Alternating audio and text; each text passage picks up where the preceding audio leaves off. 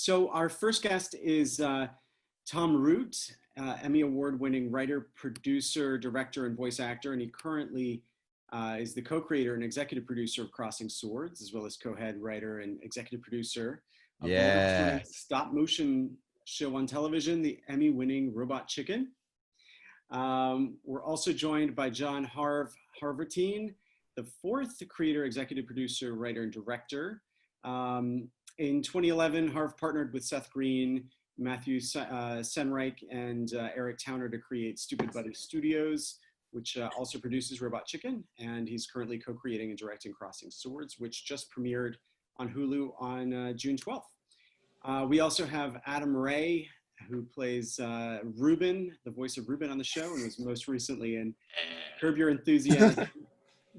And is also regular from Paul Feig films like The Heat, Spy, and the reboot of Ghostbusters, where he played Slimer. And he also hosts the popular podcast About Last Night. Nice, dude. If you could memorize my credits next time, that'd be awesome, dude. But, reading off a page feels good too. What up, Tom? What up, Harv? Hey, how we doing? And a quick fight on to my fellow Trojans. I graduated in 05, so. Oh, nice. Yeah, dude. Awesome. When you could still drink past 9, or can you still do that? You can't drink anywhere on campus right now. You should know that. Look at you just fucking coming in hot. Alex is like, you should know, dude. You're still a bro. Yep, we've been on lockdown. It's a ghost town right now. Sad to say. Well, perfect time to watch Crossing Swords, now streaming on Hulu. All 10 episodes. Are they all on there now, all at once? Oh yeah. Fantastic. Yeah, baby. Get right to it. No wasting time. Also, this is the type of show, and Tom and Harv can probably speak to this better since they fucking created it, but it's the type of show that you want to watch all at once, you know? And it's like every episode has its own energy and story, but, you know, for me, it was like I got so invested in these characters right off the bat, even just from reading Ruben's specs, but reading everyone else's, it was like, oh, I can't wait to see all of these. They're so unique and so fucked up in their beautiful own way that to see them all mashed together in the world that these guys created is pretty sweet. So it's, you know, a show that you want to, that ends that you're like, oh man, all right, well, we just got to get the next one going because I can't wait to see more filth. The aesthetic is really cool of the animation. Where did that idea come from? You mean peg fucking? Yeah, dude. That is exactly. Well, Harv, yeah, you can take that one. Yeah, I mean, that's kind of where it all started. Root and I wanted to make a show that would highlight just little peg people. It's something that we've, believe it or not, dreamed about for a long time. Coming from Robot Chicken, you know, we're really into the toy aesthetic and the challenge of animating things with limitations. So we were really excited to create something that looked really simple and silly, but yet was sophisticated. And tell us a little bit about, I guess, the big cast that you have coming together. A lot of people from the comedy world, a couple of people that are a little bit less expected, like Nicholas Hoult. What was it like to put together the cast? Well, we really thought, because we've been doing Robot Chicken for so long, that we'd have hundreds of actors from over the years, and we'd just be able to pick and choose and put together a cast.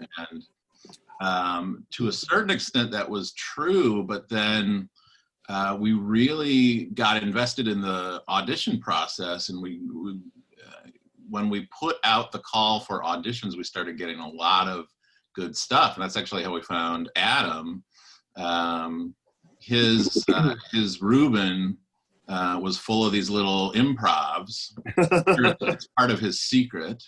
So he gets cast in everything, I'm sure. But well, like, I used to yeah. A lot of talking to myself late night from getting too high on campus at SC, to where you're like, man, my roommates are a bummer, and then you know your upstairs, suite mate's like, dude, you live by yourself. But yeah, that was one of the best parts about recording with these guys is the generosity as far as like, you know, getting to come in with all your weapons at your disposal and really use, they're both John, Tom and Seth were like, you know, you're not here just to read lines. Like, you obviously can bring something to the table. So do that when you see fit. And again, the world was so specifically dialed in that it was like, unexpectedly easy to know how to improvise in context. Like, I think sometimes can be the challenge is, especially as a comic, like, wanting to say things just because it sounds funny, but it's like, man, hits way harder and has a better chance of staying in if Ruben can, make some comment about semen-filled coconuts. Coconuts, right? I forget. They're peaches. Peaches, that's right. The semen-filled peaches. A special Easter egg for everyone who makes it to episode 9. Yeah. But getting to really, and that's my favorite part, is to, once you lock in on a character, to get to play, and these guys were so generous with doing multiple takes to really find the most funny that we could. It was fun because you'd read, we'd make you read the line 3 times, but by the second time you'd already be improvising and adding stuff to it. Yeah. Well, sometimes that backfires. I've definitely had auditions where I've done stuff off the page and they're like, just do what's on the page. You're not better than the page. And you guys had no egos and were like, dude, fucking, if you can, add something to this or whatever. But also, our page needed help. You need a strong base. No, fuck that. You need a strong base to even feel inspired to improvise. So the scripts were home runs already. They could have done nothing else extra, and really, was really a peppering situation. It's like a couple extra F-bombs here. Maybe every now and then, if we just got through things and there was time, it was like, yeah, go on a Ruben rant, which I'm trying to get that going. # Ruben rant. And dream come true. The show. It's truly like a voice actor's dream, where cast is all-star top to bottom. The creators just know what they're doing and you have such similar comedic sensibilities, so that you really can get the most out of every sesh. And that's session for people that aren't in the business. But, I was just looking that up. Yeah.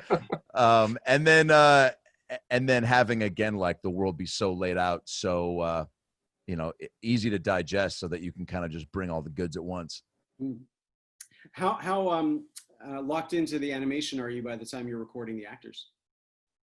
It's actually the reverse, which is great for the creativity of the actors. We record the actors first before, kind of as the storyboards are being drawn, we're recording the actors, and then those two things get married together into the animatic, which we base the animation off of. So anything that the actors come up with doesn't interfere with the animation, because it happens months later sometimes.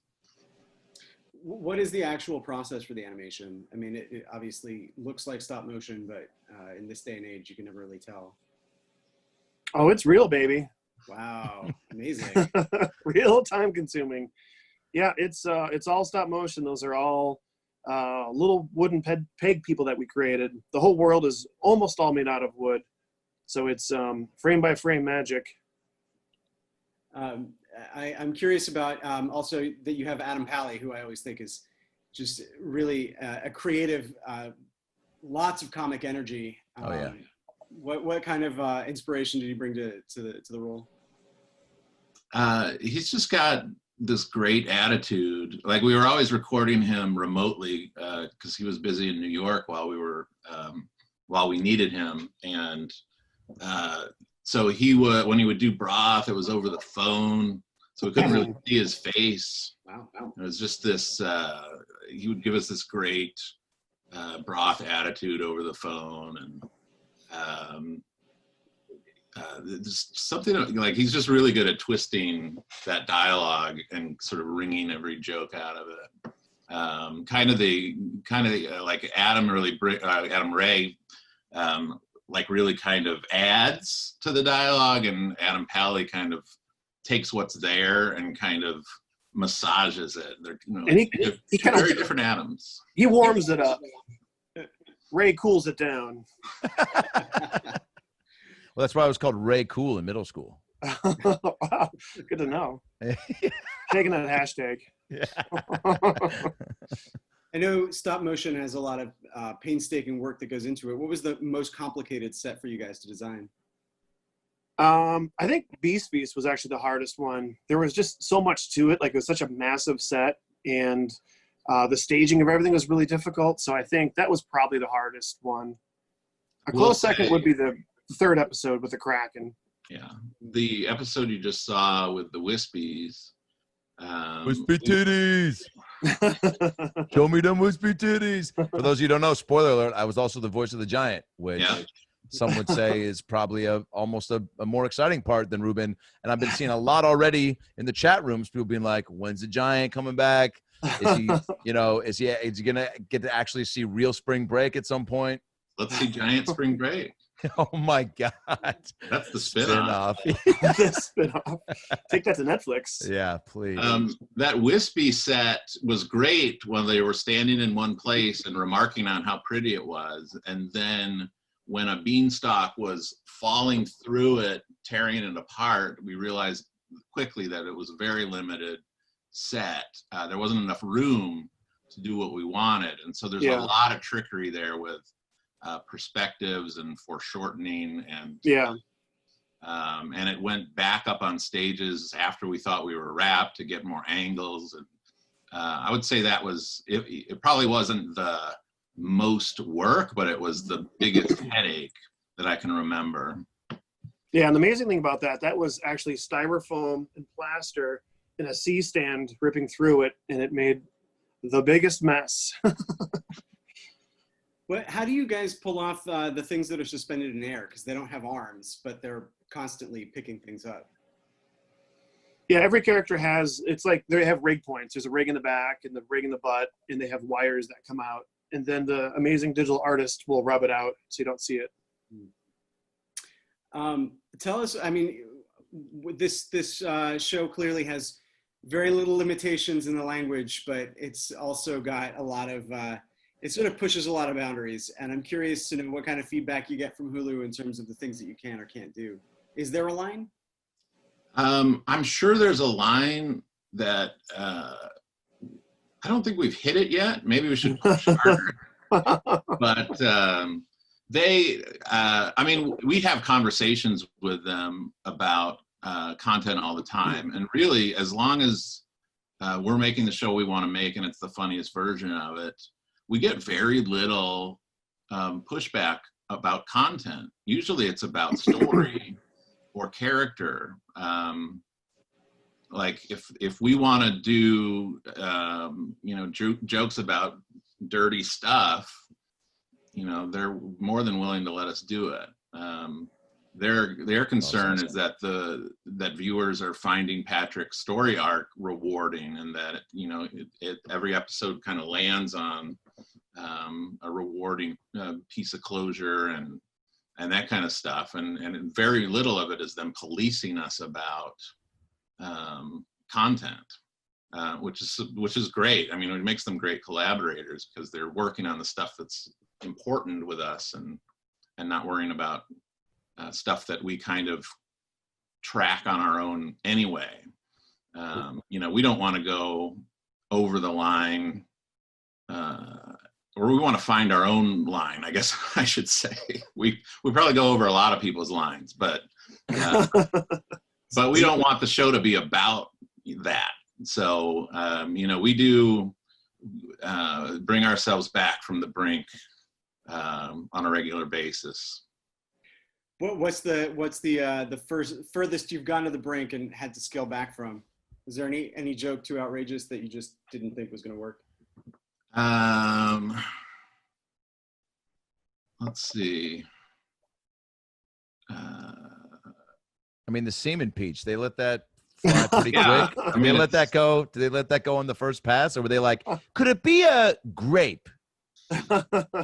Semen grape is that's not too far off from something they might sell. Like, we didn't get a single note on those peaches.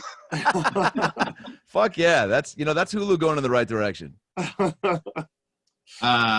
can't think of jokes specifically. It's like we're limited in by our animation abilities with scope and budget and that kind of thing. But but when it comes to jokes, like I'll tell you one thing that came from working on Robot Chicken is over the years, Adult Swim would let us have X amount of, am I allowed to swear in here? I must be, right? It's college. Yes. It's college. It's college, baby. You're allowed to do school. anything. Come on, they ain't babies. Adult Swim would let us have a certain amount of shits per episode. And if we went over that, then we had to bleep them. And so, like, if we filled the script with shits, then it was like we would get bleeped, and it was like the shock collar going off, like our wonderfully crafted jokes with the word shit in them were getting zapped. You get 3 shits. So it was like this training, like, we don't have to be profane to get the joke across. And it was like, so over time, like I sort of do a pass on every script just to remove profanity, because the more, if you have too much in it, it starts to seem like a 12-year-old script, which is the last Did thing the punch up? Yeah. Yeah. Adam, are you recording all of your lines by yourself, or are you ever able to come together with other cast? That's a personal question, Alex, but because we're all on Zoom here and I feel like we're seeing each other's the insides of our places, I'll pull the curtain back. Yeah, dude. I went to Stupid Buddy to lay everything down, and which is, just a kind of a wet dream that I was looking to make a reality for quite some time. Got to do a few voices on Robot Chicken this past season, the 10th season, and which again, like, you get into voice acting and animation for me has always been a it's like like having your own special for a comedian, to be on a show and to be like a contributing voice on something that, not just a show, like obviously like my twin nieces really want me to get on some shit that they really dig, although I will be showing them Crossing Swords, because I showed my half brother Family Guy when he was 8, and he has one of the best sense of humors that I've ever known. So I'm like, 10, the girls, they've seen like Arachnophobia and Terminator, and they've seen Schindler's List. I think they can handle Crossing Swords. It's a good warm up, but yeah. So going into the booth and just seeing, the shop and just where they build everything, and just seeing being around that type of creative energy, it's kind of like living in LA, which I picked up on early on. It's like, there's something, people always say, oh, there's so many people, it's like polluted, the amount of people that are trying to make it in LA. And I was always like taking the flip side, where it's like, it's inspiring to be in a place where there's so many people. Yeah, there's an energy. Fucking willing to throw everything on the line. And look, yeah, there obviously are people that are just trying to take a picture in front of a protest or a pink wall and show some cleavage or some wispy titties and be like, hey, if 8 followers, like, yeah, Root's always in front of that pink background on La Cienega. I'm like, dude, mix up the color scheme. But to be in that room around where so much greatness has been imagined, you feed off that for sure. And then again, like having these guys and knowing who they are, and then to get to play with them. And also I think, everything, all the amount of, 10 plus years of failed auditions and not getting callbacks for puppy dog pals or what have you, ends like, it makes you stronger, so that when you get something that's this juicy, you can kind of just go balls to the wall. But yeah, being live to do the sessions again, like, we all, there's, if you're a pro, you don't lose any quality from doing it if you're not in the room. But I think there is a little something extra you get from being able to, especially for me being a comic, it's like having an audience there that I can see through the window, and seeing these guys laugh and respond in real time makes a huge difference, because you just know if you're on the right path, or, even with the improvs, if I'm doing something and I'm getting Tom on this certain thing, I'm like, all right, cool. Like I can, I can play a little bit more down that path versus not. So how complicated is the actual shoot? How many people have to actually be around that set while you're doing the photography? The animation aspect of it all? Yeah. Yeah. The crew is a little bit over 100. Oh my God. Yeah, it's a lot of people, a lot of artists. And we break it down to about 25 animators and about 30 stages where they go. And then there'll be about 7 to 10 camera people. 15 to 20 sets people, 15-ish puppet people. So it all breaks down to lots of artists, lots of moving parts. Oh, and then there's production too that helps make it all happen. I'm sorry, I have to ask, because you've got this incredible collection right behind you. What is your prized possession on that wall? Oh, thank you. Probably the piece of foam, right? Oh, shit. Is that okay? That's for Harv. Go for it, bud. Prized possession? I don't know. I have a blank figure that I've always wanted from the Dick Tracy films that I finally acquired a few years ago. That I guess that's my number one. I know. I'm just bragging. I wanted the Dick Tracy watch so bad, and I don't know if it was McDonald's or Taco Time or fucking Hooters, but somebody came out with a with a like collector's item watch that you know you could press a button and That's cool. It was awesome. Yeah, I wanted it so bad, but had this single mom who fucking couldn't afford toys. So thanks for nothing. Thanks for bringing it up. But wait, what's the figurine of which Dick Tracy character? The blank. It was the Madonna. Yes. I hate to give the reveal, but yeah, it's an impressive backdrop, dude. You haven't seen that movie? I have, yeah, not in years. Yeah. I usually when I'm going back to do my rewatchables, I usually go Shanghai Nights, Love and Basketball, the second Ninja Turtles, Secret of the Ooze, Air Bud 3, Look Who's Talking 2, and then get back to some Tracy Dick. Yeah, arachnophobia. yeah. I just want to mention, if anyone wants to ask a question, just throw something in the Q&A box, and we'll go ahead and read it. Yeah, how many kids do we got in this class right now? Is this technically summer school? You know? Yeah. 2,000. 2,500. For real? I think we're also recording this, right? So we can. So you're just gonna send it to them? It's just us. Oh boy. Performing for no one.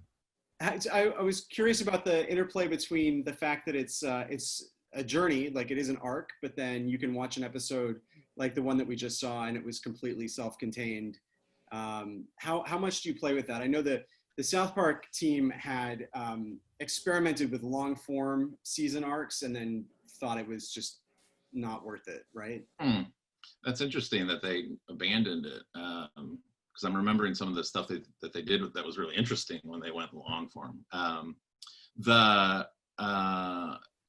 When we set out to do the show, we did promise season arcs and series arcs, so it would have some continuity. And I think because we're a show on a streaming network and people are going to binge it, binging 10 unrelated episodes would feel really unsatisfying. So that part was always going to be there. But when Harv and I were designing the series, we really were in love with the idea that each episode would feel like its own toy play set, and that every episode you would be going to a different part of the map of this world, and it would feel and look a little different. And for budget reasons, we can't do that every single episode, but we kind of got away with it. We almost did. But all their dirty money. Beast Feast is felt that way, and the Wispies at the top of the beanstalk felt that way. Totally different worlds and environments that you see once and never again. And we never get a return on investment. But we do want them to feel like, self-contained episodes. That was important because just endlessly, I'd like to, eventually it would be cool if people could watch them out of order and still get something out of it. We got a question from Brian asking, I'm planning on making a proof of concept for a stop motion animation feature film. And he's wondering if you had any recommendations on what the proof of concept should be, a scene or a trailer?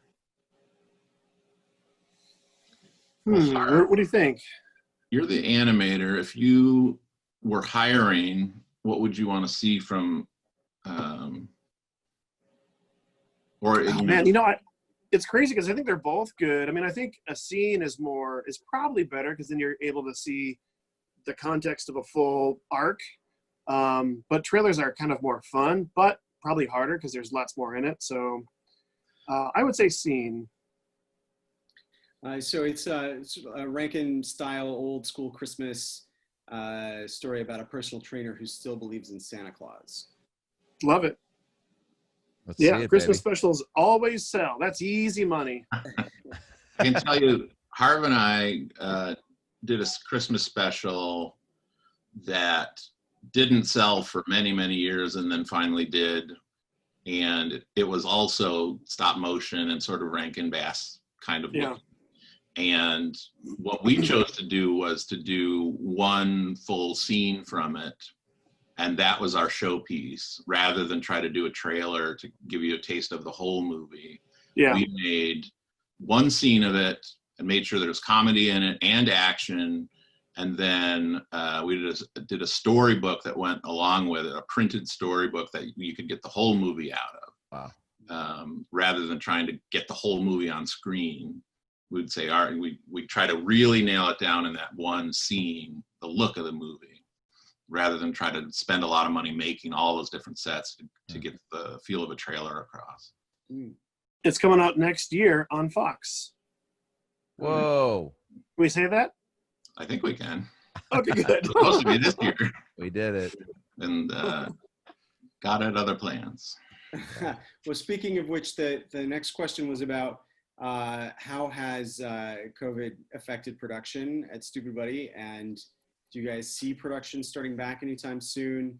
You guys always had a strong internship programs, and so I think this is coming from someone who's in animation. Yeah, we love interns. It's amazing because our interns, we have a long history of interns that have become high up in the studio. So internship is amazing, and we love them. As far as the pause we've had, we've been out for the last few months, but we actually just started ramping back up this week. And we've done everything we can from home and from storyboards to story to art, but we're starting to ease back in, and that's happening this week. So the good thing in stop motion is that we're able to kind of separate things. Like we have stages where people can work in isolation. There is a big team of people that need to work together, but I think moving forward, we can keep people separate and safe and keep moving the chains on the animation. Adam, you've got a whole bunch of projects that you work on. What's it been like for you as an actor? I mean, I know you've got a podcast too, so that's presumably gotten really a lot of subscribers. Yeah, it's I think it's been a real like trial and error. You kind of when everything kind of stops. For me, I tour a decent amount too, probably 2 to 3, sometimes 4 weekends a month at comedy clubs, and so that was weird, just being home and being home past like 7:30 was really weird, but also great because fucking Pat Sajak all day, every day. And yeah, I'm a Sajak. I'm Team Sajak over Team Vanna. You're old school. I'm old school, dude. It was like he was the first guy I saw on screen, and even though she did a great job filling in, I digress. But it's been challenging, but also VO's been steady, which is nice, and there's still a lot of that to be done and had from wherever you are, if you got a good setup. I have returned to the stage. Some comedy clubs in certain cities have opened up, so I went to Utah 2 weeks ago, and then Arizona after that. Which is it like empty and it's just you? Well, so Utah, was definitely, they were going for it, and then they kind of things got pulled back, and then the clubs were like, "Yo, we're gonna go cap it at like 100 when the room holds like 400, spread people out." And then my Saturday shows got canceled because of the protests, and people were out there with bows and arrows and just going nuts. And it was like, we get it, you're not Mormon anymore. But but there was Arizona was much more.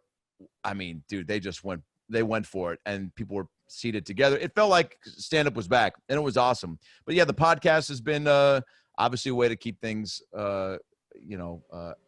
creative and active in that department. And then just trying to really put the pedal to the metal on like writing projects and, you know, some animation stuff that I've been jamming on for a minute that I'm, you know, hoping to bring to my animation fathers here on the screen. And you know, movie ideas, other things, just trying to, you know, what I've been doing this whole time anyway, which is being prepared for as the stock rises to when people are like, do you have anything, you know, and you just want to always be prepped and ready. And this is, you know, unfortunately a time where I think as someone that is trying to do, you know, wear a bunch of different hats, there's no excuse now to be like, I don't have time. It's like, you actually have nothing but, unless you're trying to get your hot tub business off the ground, which I am. If you go to adamraycomedy.com/tubbinit, we've got like 6 different ones.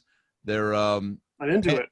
Pants are required, but you can cut holes out in wherever you want. And then Tom, I'll send you the link, dude. Don't waste that finger muscle, dude. I'll send Give you a him direct discount, bro. Oh, I got coupons coming out my cock. But yeah, it's been a challenge, but awesome, and thank God that again, like something like this show can still be rocking and rolling despite, you know, the elements getting in the way. Do you guys have to do anything different in terms of actually getting word out about the show? I feel like without driving as much, billboards aren't factoring in as much for me. And I live in the Hollywood area, so I normally find out about a lot of stuff thanks to billboards. Well, I know I haven't, I'm not out, so I don't see whether the billboards are there or not. One thing we did differently is we would ordinarily bring press in for a tour of the studio, and we did that virtually. So we took a lot of B-roll that we already had of the studio and the show in production, and we walked reporters through it on Zoom, which is not as fun, but Something, right? Something, what we could do. So we've been working around it as much as we can, but it's we definitely, we did full press days the last few days. A bunch of the cast of just 3, 4, 5 hours with all sorts of you know, sites and blogs and shows, trying to just get the word out. And it was cool, man. The amount of people that had watched a healthy amount of the show and were like genuinely pumped was just awesome. Because you know how you feel about it. You know, I mean, you know, it's, by the way, I'll say this, Tom and Arva, and I should just send you guys a message about this, but out of anything I've done, this is what I've gotten the most response back from friends and people that are just people I went to high school with that I've only reconnected because we get in late night political debates on Facebook. But even they have gone out of their way to be like, fuck, man, me and my girl watched all 10 eps, blah, blah, blah. And that's awesome because, you know, there's so much shit to consume. So social media and man, the show and everyone with Hulu and whatnot, the amount of stuff that they shot with us, like in the studio, recording lines and little talking head interviews and stuff. They got so much shit that's rolling out daily. And even like the little, you know, character pieces for each person. It's cool to have a lot of materials to put out that's different, like pretty much daily. That goes to show you that they give a shit and that they want to get behind it. And I think that's been making a huge difference. Mm-hmm. Yeah. And then also just door to door. It's like, Alex, like, I'm not still opposed to just fucking holding up like the opening theme song, Cusack style, with a boombox, and just, you know, people will be like, get the fuck off my property. Fuck you, Dad. You know, and or whoever you're doing it to. But any way to get the word out. Brian had a follow-up question asking about if you could describe how you put together a lookbook and the length of a scene that would be good for pitching something. I'll say length of a scene, you know, anything like a minute to a minute and a half to 2.5. Let's say a minute between 3 is more than enough to get it across. The lookbook was like, what do you think, like 30 pages? No, I think we were as short as, we were probably like 18 pages. Felt like 30. It was a long read. Oh, well, we had all our concept art. I was thinking of the storybook, but you're right, with the lookbook, we had all that concept art. Yeah. Yeah, 30 pages. If you can't get it across in 30 pages, Also, for the love of God, don't put titles at the beginning of your scene. Don't make people wade through your titles at the beginning and end of anything. Just a tip. Adam, there's another question about open mic comedy. Oh boy, let me take another sip of my fucking Diet Coke and Bacardi. What advice do you have for breaking onto stages with actual audiences on a consistent basis? Since it's the guy asking the question saying it's tough to figure out if his jokes are good when he's performing in front of other comedians. Yeah, and unfortunately, that's how it goes. Which is why not everybody does it, because it starting out sucks. You know, I think now when I started in 07, there were there was a good amount of bar shows and bowling alleys. People had turned makeshift living rooms into shows. You got to be real aggressive as far as going to these shows once you find them out and meeting who puts it together, finding the comics that go to it and get on them. Too many young comics I've seen, and I did this for a bit before I saw how stupid it was and how more aggressive I need to be, which was seeing people do these shows and then hitting them up and be like, hey, who books that? Or how do I get on that? It's like, hey, dum-dum, go to the show and fucking be proactive if you give a shit. Don't just try to sit from home and be like, well, I did a lot of work tonight. I reached out to a bunch of bookers and asked them if I could do their show. They don't know who I am or they've never seen me, but I think they like my mojo. I think they like my. So you gotta just be really active, and because there's so many places nowadays, and unfortunately open mics are just where you gotta cut your teeth. And yeah, it does suck doing it in front of comics, but what you don't see in that moment is the community that you'll build of friends that will branch out on their own, find out of other better mics to go to and be like, hey, you got to come with me to this one. There's actually people there that aren't comics. And it's just part of the grind, dude. And what I always tell people, which is what, I was fortunate to have some older comics tell me when I was getting going, was control what you can control, write every day, get on stage as much as possible, enjoy the process of getting better, because it is a grind and time is your best friend. It takes 10 years, man, to really finding your voice and your point of view. Just like in any aspect of comedy, it takes time and it takes doing and failing. I mean, shit, man, like, the first 10 times I went up, I had a guitar and was doing songs about, homeless guys, like jerking off outside my window and me getting turned on by it and like needing it because like, yeah, it was, I was getting hit up by, dude, Celine Dion's manager hit me up. So you just have to, be willing to sacrifice social life, friendships, relationships, but your friendships, the world that you get to be a part of when you really dive in to stand up and not have a backup plan is pretty awesome. And it's why it's one of the most just professions. There's no replacement for the work. There's no shortcut. The amount of comics, even from college and young kids that have done like 10 shows and they're like, all right, I think I've done the bringer show thing where I've brought my friends.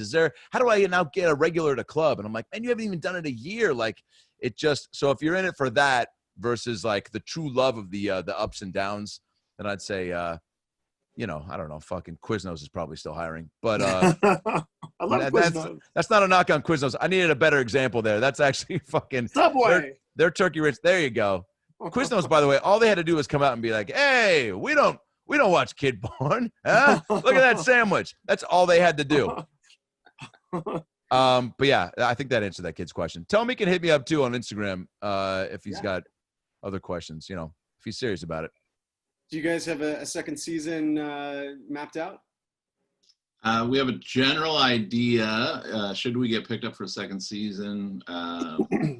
We have a general idea of where Patrick's going. Should we get 5 seasons? Nice.